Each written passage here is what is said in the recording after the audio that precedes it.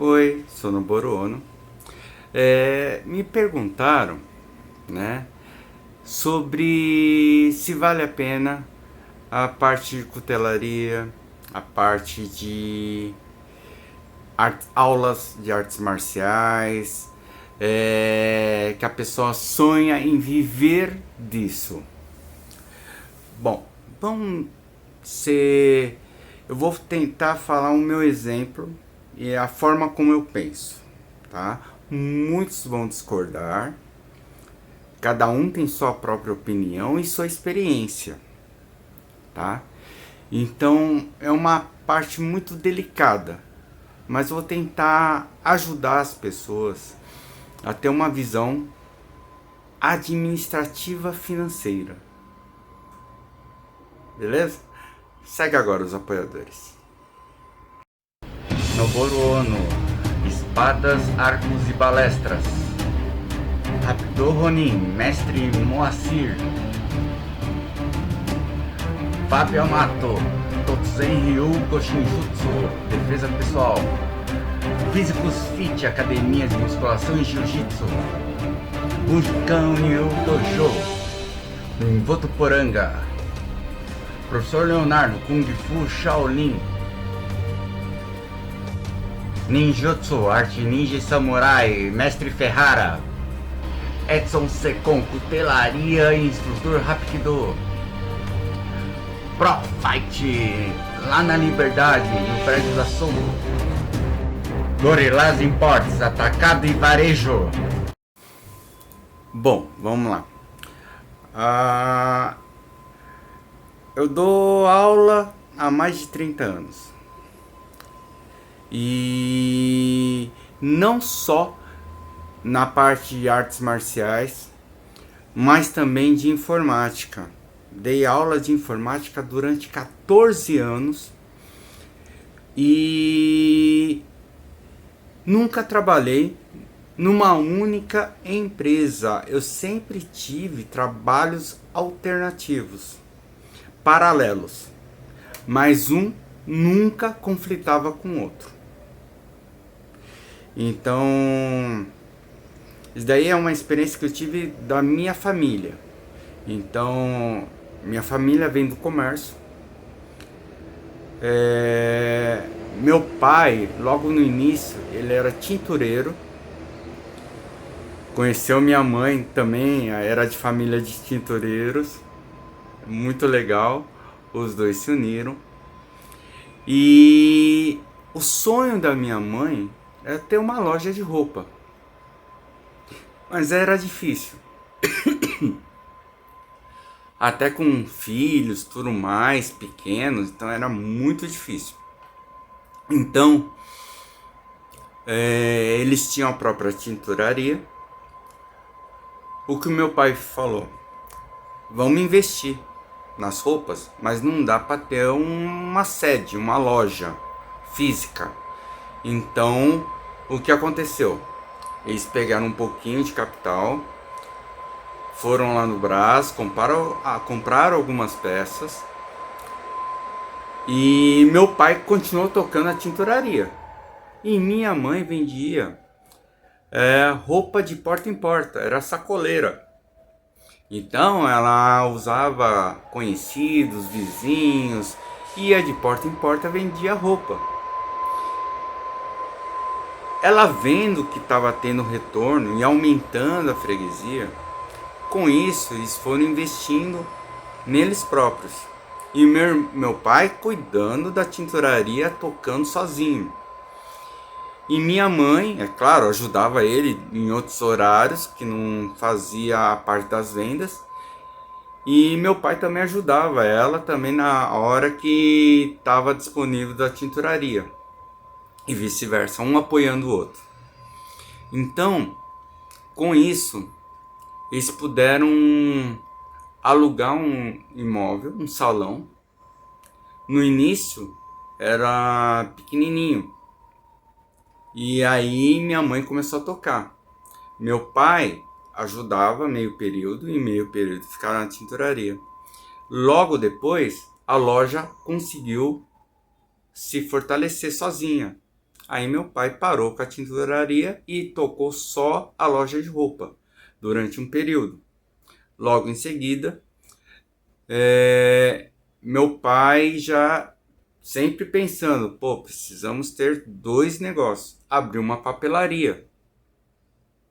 Isso, meus irmãos já eram adolescentes.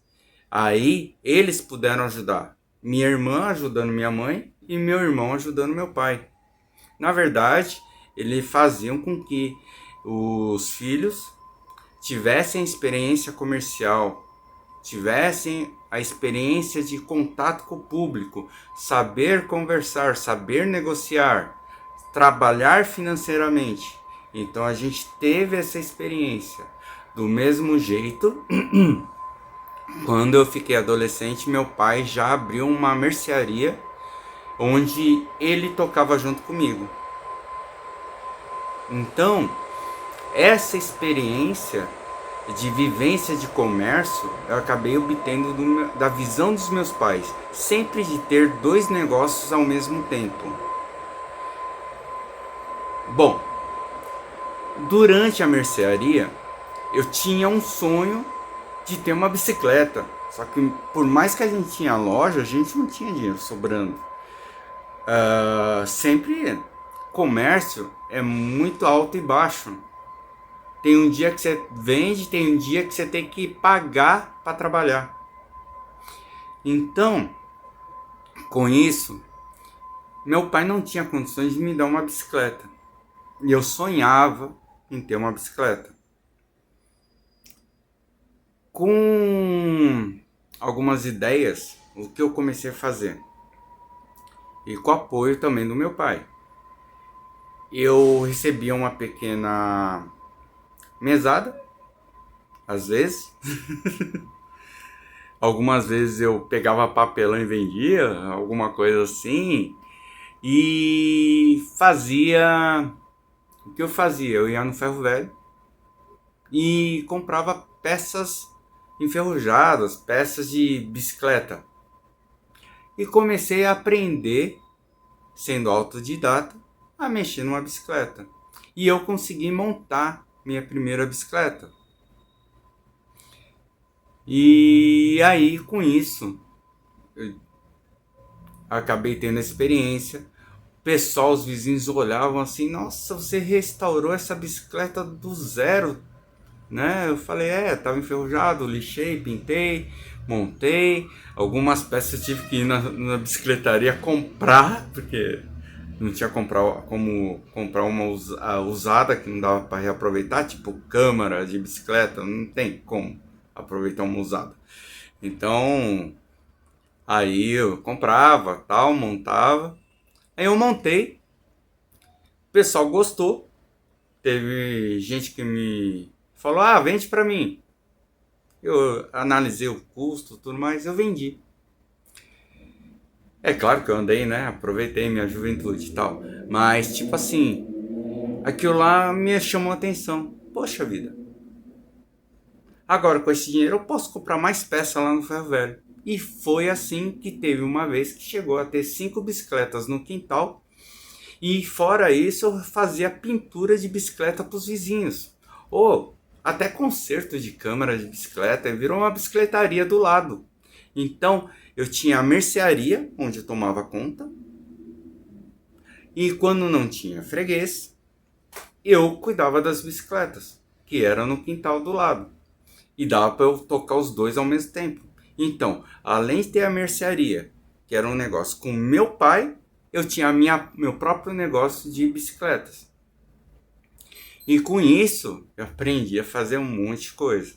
Então, para vocês verem que eu aproveitei o meu tempo para fazer isso. Tá? Eu estou dando exemplos de negócios. Tente aproveitar o seu tempo com hobbies, mas que você não se apegue aos hobbies.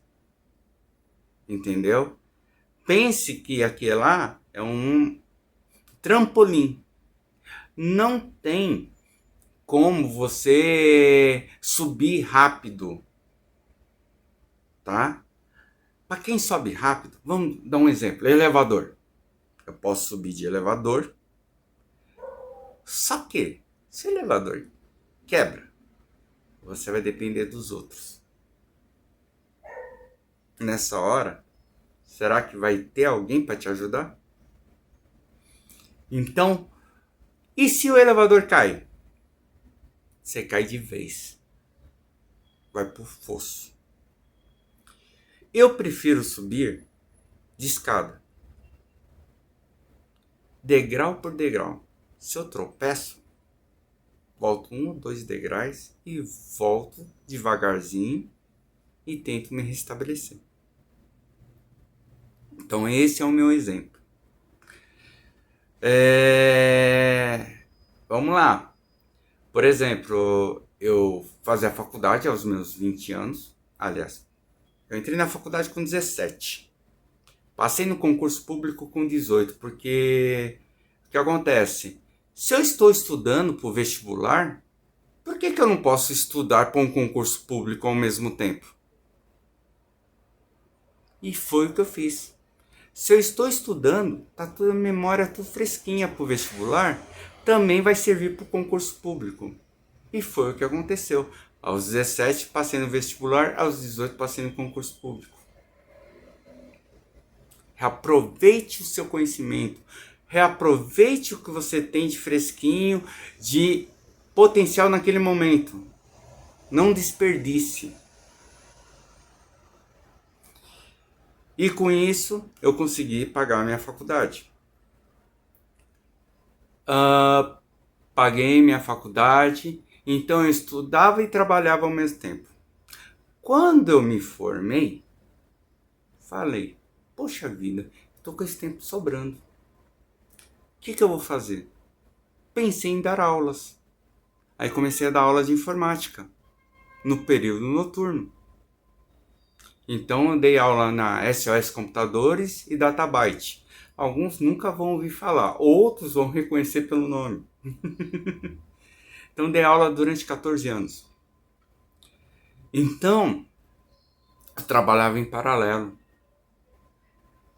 Só que a aula de informática não dava retorno financeiro, mas dava retorno de conhecimento. Eu ia para a aula não só para dar aula, eu ia para aprender também. Aprender a lidar com as pessoas, a ter uma didática melhor, aprender e me atualizar dos programas novos. Em vez de eu pagar uma empresa para eu aprender um curso novo, a própria escola me fornecia os programas novos que eu tinha que ensinar. Eu aprendia por eles, usava as apostilas dele, aprendia e ensinava.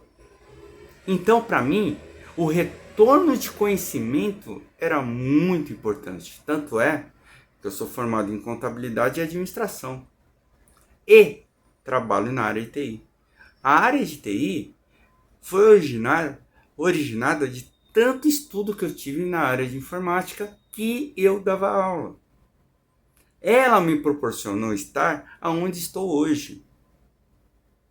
Então, a área de informática é uma coisa que eu adoro. Então, amo de paixão. Mas eu não...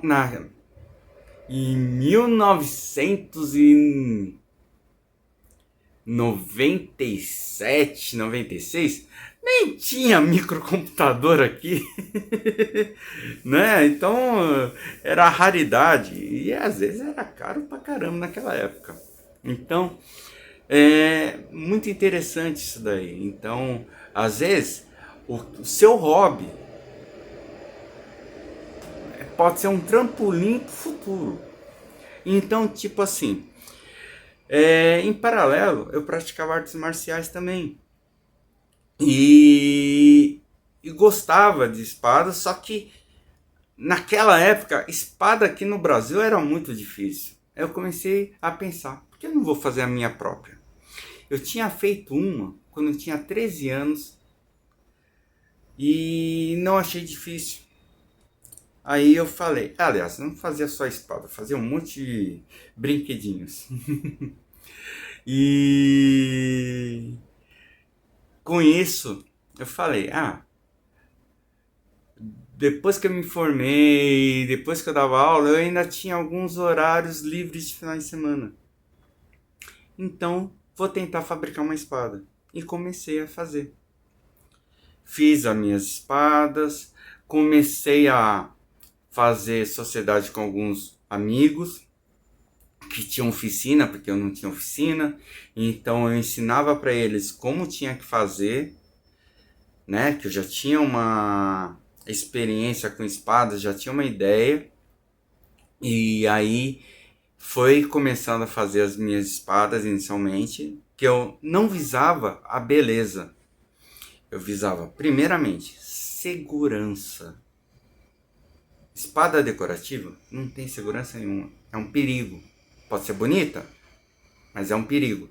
Então eu não visava beleza. Eu visava segurança e resistência.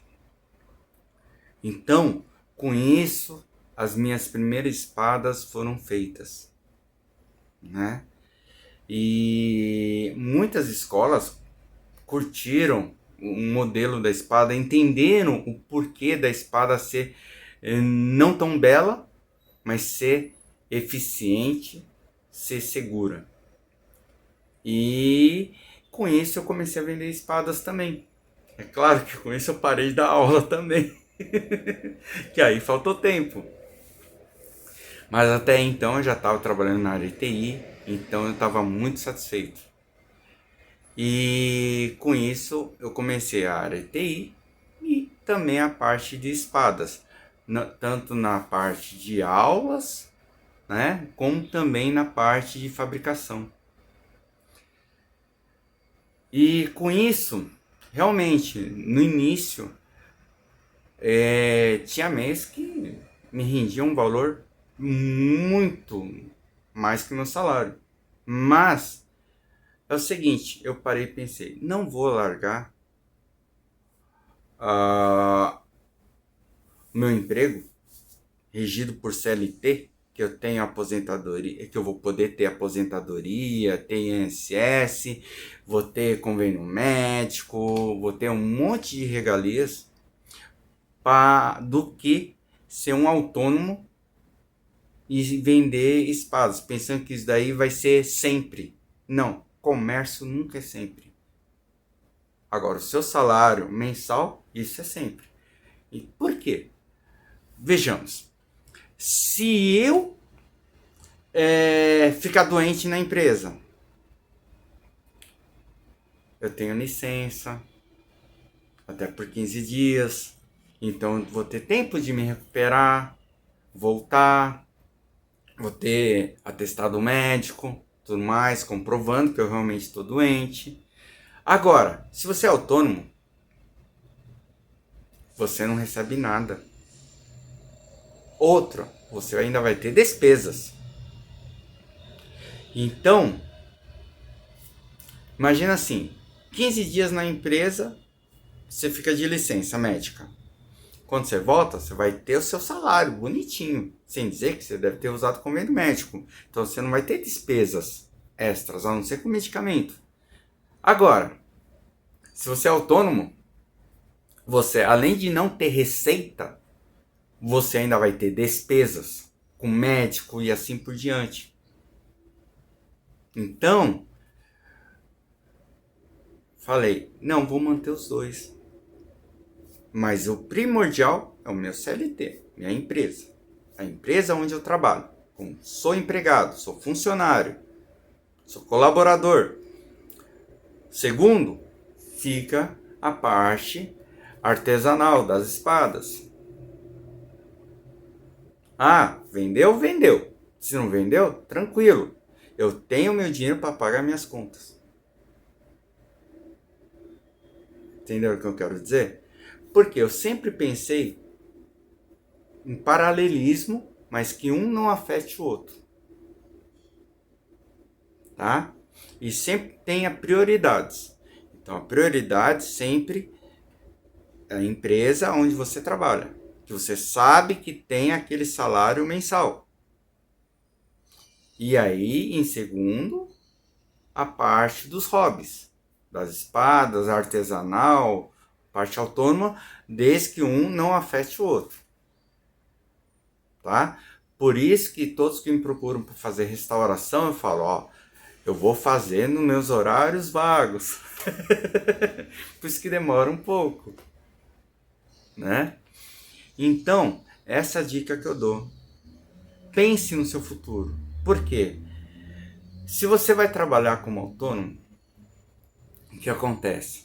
Você não vai ter aposentadoria, você vai ter que recolher o imposto de renda, vai ter que recolher o INSS para ter uma aposentadoria no futuro. Então tenha um plano de carreira, mas tenha um hobby que pode te dar um retorno financeiro. Entenderam o que eu quero dizer? E nunca misture um caixa com outro. Por exemplo, você tem um monte de espada, você deve ganhar muito. Não, não ganha. Mas o que acontece? Lembra a história da bicicleta? Montei uma, vendi, comprei peças para montar duas. Quando vendi as duas, comprei peças para comprar 4. E assim sucessivamente. A mesma coisa as espadas. Às vezes, o que acontece? Eu sempre vasculho na internet espadas que foram danificadas, espadas que foram quebradas. Para quê? Para justamente eu poder pegar, comprar mais em conta, restaurar e depois vender. Entenderam? Então é assim que eu faço. Muitos no YouTube perguntam: onde você compra suas espadas? São de ex-alunos, ex-colecionadores, curiosos que compraram, deixaram num canto, enferrujou, estragou, amassou, fez mau uso, quebrou, entendeu? Ou a mãe ou a esposa falou: isso daí é perigoso, joga fora, vende. Não quero aqui em casa por causa das crianças. Então, se livra. E aí eu negocio, compro espadas danificadas, né? Ou que a pessoa já não usa mais, foi ex-praticante, não pratica mais, né? E aí vende, e aí eu compro e reformo. Deixo tudo bonitinho, como vocês veem, né? Então, atualmente eu não fabrico espadas, né? Não tenho mais a oficina, porque meus 2 amigos e sócios naquela época faleceram, já tinham idade. Então, não que seja novinho, né? Mas, então para vocês verem, né? E sempre pensem, tipo, se você vai trabalhar com vendas, pense no pós-venda. Não pense na venda imediata, pense no pós-venda, porque um indica para o outro, entendeu? Então, tenha essa visão. Não sei se ajudou, atrapalhou, ou se alguém vai assistir esse vídeo, mas como alguns perguntaram, é essa a minha sugestão. Sempre trabalhe em paralelo, não se dedique, mas no meu ponto de vista eu prefiro ter as duas em paralelo. Tá ok? Né? Nada contra aqueles que se dedicam 100%, tá? Meus parabéns, né? Porque consegue sobreviver só disso. E eu, infelizmente, não tenho essa visão de viver só disso.